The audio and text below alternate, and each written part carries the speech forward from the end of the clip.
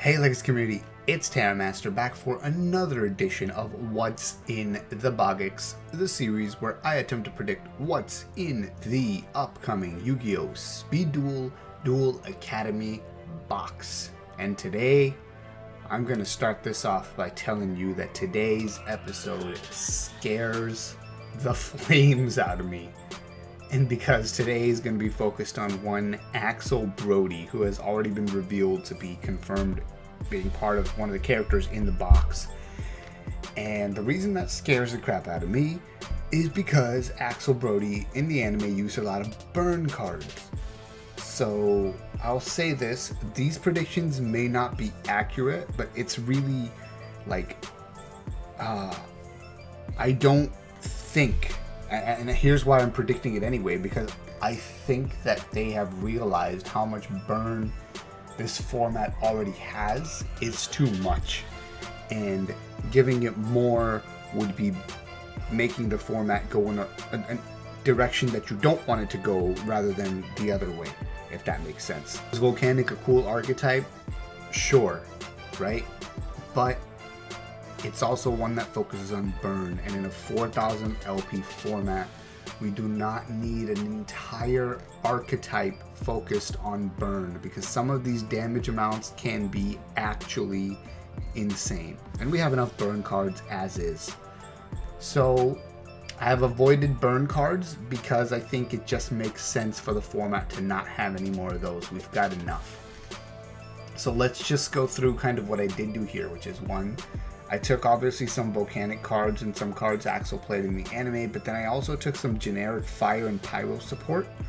So that's what I think is gonna, in the direction it's gonna go. So let me go through what I found while I was doing all these searches that I thought, this looks cool enough, this could be in the box. So we've got Bonfire Colossus. You control a fire monster, you special summon from your hand, and when it's special summoned, you target 2 fire monsters you control, you destroy those targets. So it does give you easy access to a 2600 beater, however you do have to then destroy 2 fire monsters you control immediately upon summoning it, so it can immediately kill itself, or it could lead to some interesting strategies where you kind of find a way to spam monsters on your field, like whether that's tokens or actual fire monsters, and then you drop this big boy. You've got Flame Ruler, who is treated as 2 tributes for a tribute summon of fire monster. So this could be cool with cards like Bonfire if you don't want to special him. There's some other ones coming up like Inferno Flame Emperor and Doomfire. Foxfire, which would also help for things like Bonfire Colossus. So things that require you to have fire monsters already on the field to be special summoned. There's another one of those at least. So that's good because it's reverting special summon, but it can't be tributed for a tribute summon.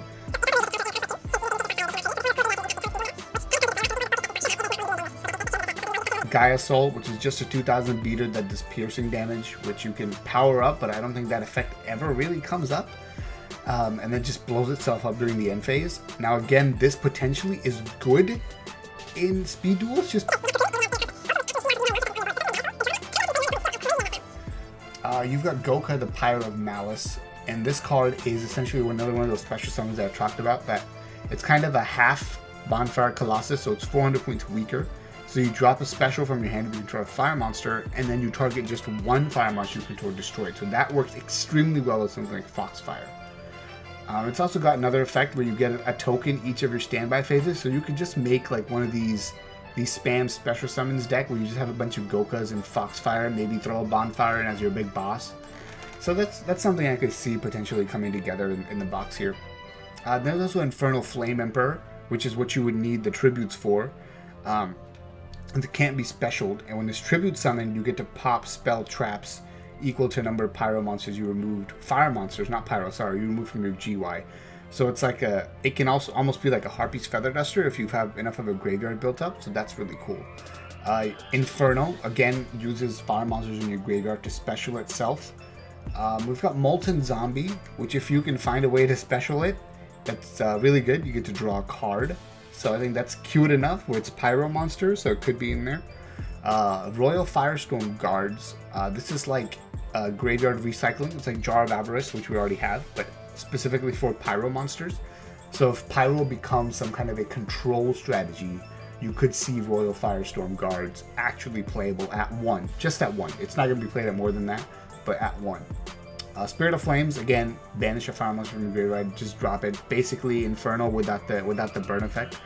Now the reason I put Inferno in here despite the burn effect is because the burn effect is situational and does require an attack to go through and a monster to be destroyed in battle by that attack, so it's a lot harder to pull off. The cards I left out are kind of like the very easy burn effect, like once per turn do 500 damage. We don't want any of that.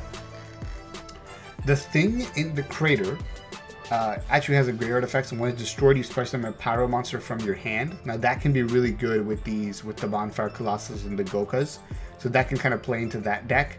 As well as it can go ahead and it can also start off your specials with your Goka. If you just drop the normal, the crater, you can get the Goka, and then if your crater dies, then you can summon another one from your hand or drop your Bonfire, whatever. So there can be a lot of things you can do here.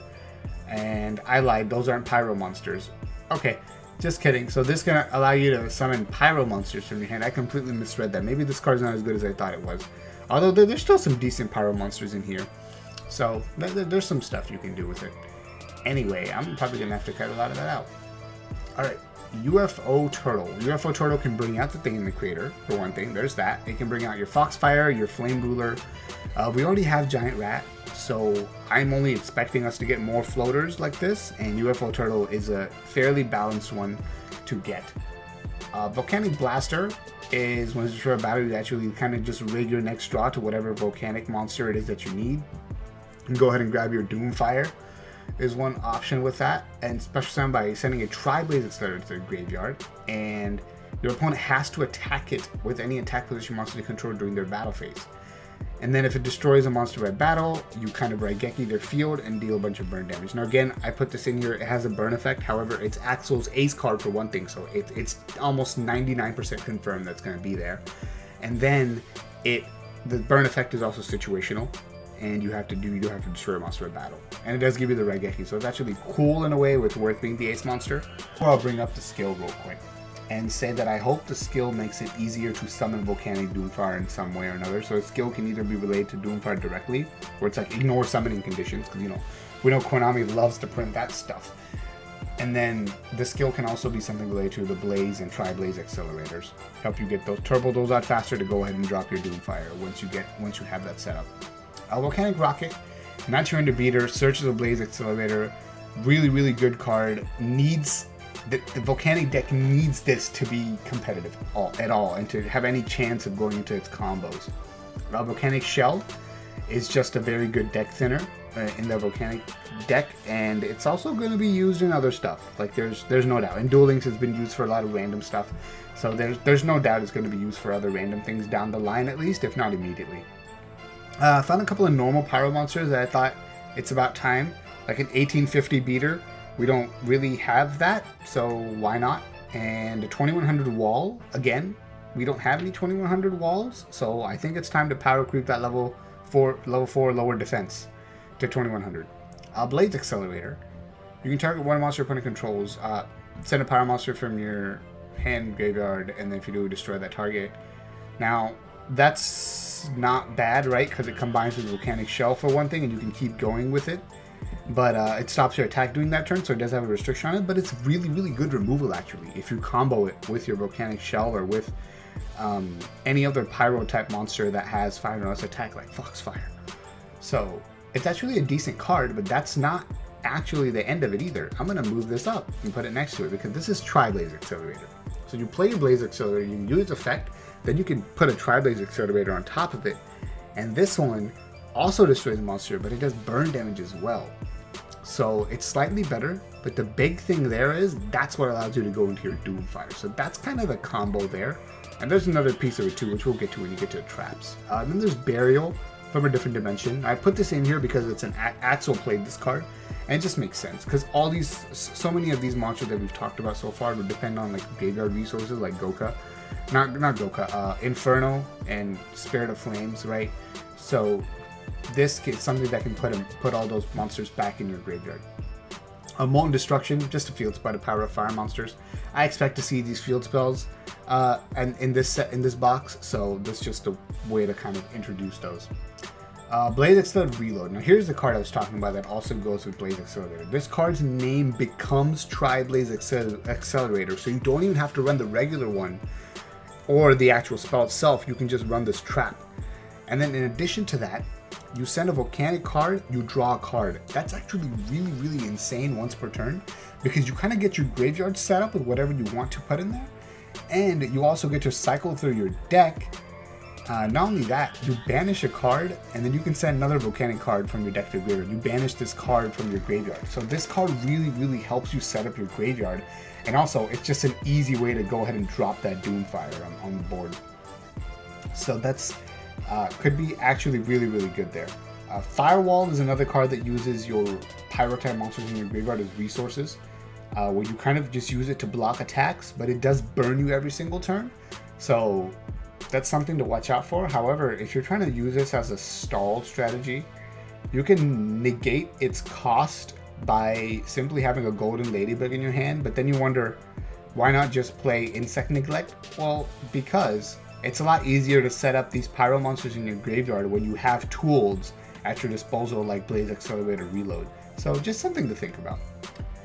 Sealing Ceremony of Katon is another cool one I found, where it actually can mess with your opponent's graveyard. So any fire deck will side this in if it comes in the box, which I think it will and it should. So it gives fire decks a very good counter to any graveyard strats, which is actually kind of insane. So I think Sealing Ceremony of Katon is really good to have, and we'll get it. Volcanic Recharge is kind of like a trap version of Royal Firestorm Guards, but without the draw power. So it kind of just takes the volcanic card, monster cards from your graveyard back to your deck, which, you know, is very niche, but I'm sure there's some kind of use for attacking it in at 1, even though I highly doubt it. I just threw this in there because I feel like it's one of those cards that like could be good at 1 as a tech. Maybe, if it really becomes like a control heavy deck. Then I found this card, and this card was very interesting. Wildfire. It's a quick play card.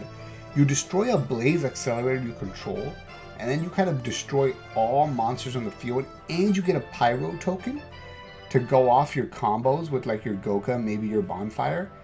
That's actually kind of absurd, and that's the reason I put it in the side deck, because I've been putting cards in the side deck in this series that I think we're actually very, very unlikely to get. So I highly doubt this card is something we're going to get, and because it's quick play that you cannot declare an attack this turn doesn't really matter. You have to wonder though, is having a board wipe too strong for Speed Duels right now, or because Speed Duels is so OTK as far as like Moth and Conflict go, is Wildfire actually justified at this point? Especially because it combos specifically with Blaze Accelerator. So that's why I've put it in a maybe, where Konami might think it's too strong, but also it's kind of justified in a format this busted already, for lack of a better term. So yeah guys, that's Axel, and I hope I'm right about this one more than anything else, in that we don't need more burn cards. Konami, if you're watching this and you need time to adjust the box, you have plenty of time. Please do not put more burn cards in this box. That is a plea from one humble Speed Duel player. Anyway guys, I will catch you for the next episode of What's in the BoGX, because we ain't done yet. Terra Master out.